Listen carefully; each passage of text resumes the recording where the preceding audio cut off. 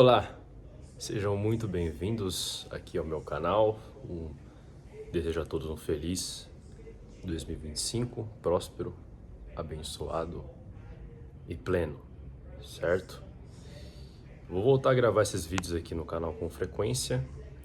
Os vídeos onde eu simplesmente ligo a câmera e falo. Não tenho muita paciência para edição, mas o que importa é a mensagem aqui passada, não é mesmo? Além do mais, esse estilo de vida treina aqui a minha oratória, certo? Então, como não terá edição, eu fico muito mais atento com aquilo que eu vou falar e a forma que eu vou me expressar. Isso é um hack de oratória. Se você tem problemas com oratória, simplesmente ligue uma câmera e comece a pensar o que você fala. Postando ou não, a sua oratória será treinada. E para começar o ano aqui, já vou meter a pio. Macronutriente, carboidrato. Muito polêmico hoje em dia. Alguns colocam em um patamar de glória, outros o colocam como não essenciais e o rebaixam como um macronutriente secundário, certo? Mas será mesmo?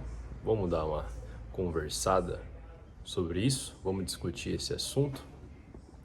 Uma breve introdução aqui. Os macronutrientes que nós temos são basicamente três, né? Proteínas, carboidratos e gorduras. Proteínas é um macronutriente construtor, ele que vai ali construir os seus músculos, né? É o macronutriente que mais dá saciedade e não é tão bem utilizado pelo corpo como forma de energia. Temos as gorduras, macronutriente mais calórico, mais do que o dobro de caloria por grama do que proteína e carboidrato. Também utilizada como energia e também tem outras funções como regulação hormonal. E por último, e não menos importante, temos eles, os polêmicos carboidratos, certo? Que pode falar o que for, mas a energia mais rapidamente utilizada pelo corpo, principalmente pelo cérebro, certo? E vem tendo uma grande bolha ultimamente, né?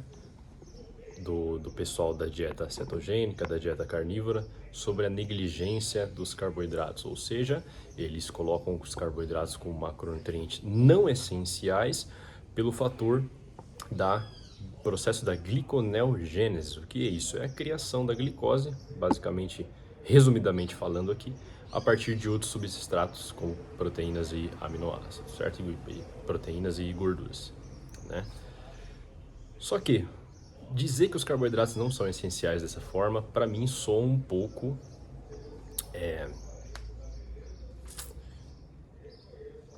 reducionista demais, soa um pouco leviano demais, certo? Por que que o seu corpo, fazendo uma pergunta básica aqui, por que que seu corpo iria criar glicose ele mesmo, se essa não fosse importante? Se esse argumento tivesse razão, seria simplesmente os carboidratos não são essenciais, se você não consumir carboidratos, não precisa gerar glicose e acabou. Mas não, os carboidratos, na verdade, a glicose, na verdade, ela torna-se tão essencial ao corpo que se você, por algum motivo de sobrevivência ou escassez, não consumir essa glicose, ele vai dar seus pulos, entendeu? Então, o principal argumento deles em relação à negligência dos carboidratos, né, é que do modelo carboidrato-insulina, ou seja, quando você consome carboidratos, isso aumenta a insulina e só isso, de fato, será responsável pelo seu ganho de peso. Será mesmo? Eu tenho uma visão diferente. Na verdade, para indivíduos metabolicamente saudáveis, você incluir carboidratos na sua alimentação não tem problema nenhum. Indivíduos estão prosperando até mesmo com uma alimentação de por volta de 40% das suas calorias provenientes deste macronutriente, certo? Essa abordagem de curto prazo, ela é efetiva, não me entenda errado, eu vou defender aqui a carnívora cetogênica. Se você pega um indivíduo com resistência insulínica, diabetes, pré-diabetes, síndrome metabólica, você fazer essas abordagens mais extremas por um curto prazo e com prazo de validade será efetivo. Eu não sou contra isso, entendeu? Até você restabelecer esse metabolismo dele, até você controlar essa liberação de insulina, até você controlar aí esse açúcar no sangue, essas abordagens carnívoras e cetogênicas e low carbs realmente são efetivas, não me entendam errado. O problema está no longo prazo, quando você restringe isso aí e mesmo após você atingir os seus objetivos ali metabólicos, você continua com essa abordagem porque agora você tem medo dos carboidratos. Agora você reduziu os carboidratos ali, você viu uma perda de peso, olha, de peso, não de gordura, uma perda de peso e você fica ali, nossa, realmente era esse o problema? Realmente meus problemas eram os carboidratos, certo? Porque eu cortei carboidratos, eu eliminei muito peso, mas na verdade grande parte disso é glicogênio armazenado e água, né? Não é gordura de fato, gordura sim, gordura corporal, tecido adiposo, nesse tipo de alimentação, elas sim são utilizadas, mas a maior parte nesse início, nessas primeiras semanas, são de água, né, glicogênio, esse tipo de coisa. Por isso que você perde bastante peso, mas perder gordura já é um passo a mais, certo? O que acontece quando você restringe os carboidratos por longo prazo? Lembrando que eu acabei de defender agora a restrição de carboidratos no curto prazo. Entretanto, no longo prazo, esse tipo de abordagem acaba sendo uma roleta russa. Por quê? Porque o seu cortisol ele aumenta nesse processo. Entendeu? Os carboidratos são importantes para regular esse cortisol, esse hormônio do estresse. E nós sabemos que o nosso ambiente já está estressado demais. Nós temos poluentes, nós temos o nosso trabalho muitas vezes que nos estressa, nós temos campos magnéticos que estressam o nosso corpo, enfim, uma rotina, luz artificial azul desregulando o nosso ciclo circadiano que nos estressa. Então, treinamentos excessivos, excesso de estimulantes. Então, você colocar na ponta do lápis, você colocar mais um fator estressante, que a gente sabe, eu vou deixar os estudos aqui na descrição, que você restringir carboidratos no longo prazo é estressante ao corpo, entendeu? Porque do mesmo fato que você vai forçar esse corpo a fazer gliconeogênese, a consequência disso é uma elevação do cortisol. Isso é um fato, eu não preciso ficar discutindo aqui com vocês, isso realmente ocorre, tá? E acrescentando, mais um fator estressante na sua alimentação, no ambiente já estressante, não me parece uma boa escolha, certo? Além do mais, existe um outro fator, que são os hormônios da tireoide. Lembrando que a tireoide, principalmente, ela produz o hormônio T4, que é o hormônio inativo. E esse T4 ele precisa ser convertido no hormônio T3, que é o hormônio ativo. E essa conversão acontece principalmente ali no fígado e tal, entendeu? A tireoide não produz T3, produz só um pouquinho de T3 e o resto é convertido. E adivinha só? Na conversão de T4 em T3, a glicose é importantíssima.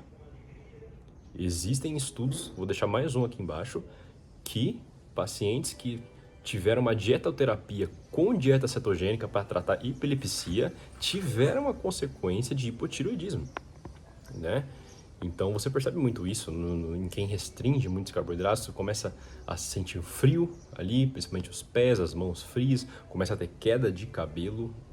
Tudo isso que eu tô falando para você eu já passei, tá? Já fiz todas essas, para eu estar falando aqui, eu já passei por tudo isso. Não vejo um post no Instagram e saio falando. Não, eu passei por isso, eu testei em mim mesmo e eu estudei muito a fundo para estar falando o que eu tô falando aqui. Entendeu?